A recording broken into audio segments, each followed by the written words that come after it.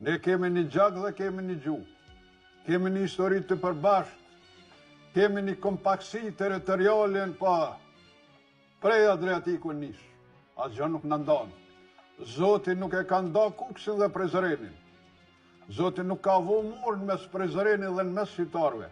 Po kanë vu fuqitë e mëdha dhe po Kongresi i Berlinit e i Londrës mos i përsëris, që kanë coptuar këtë popull pa drejtësisht. Dhe ne, me coptimin e trojëve tona, kur njëherë nuk do të pajtohemi. Ne do të shkojmë drejt Bashkimit Kombëtar.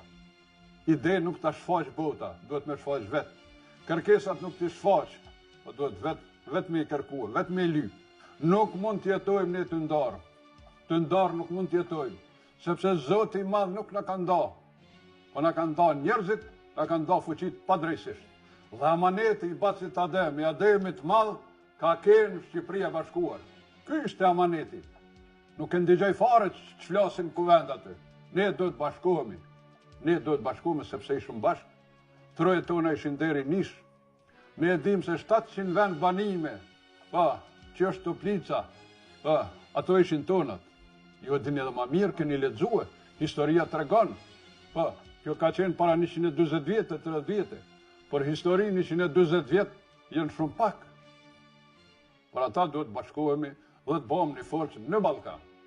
Kosova shtet është kërkesë minimale, është një kërkesë mas paku.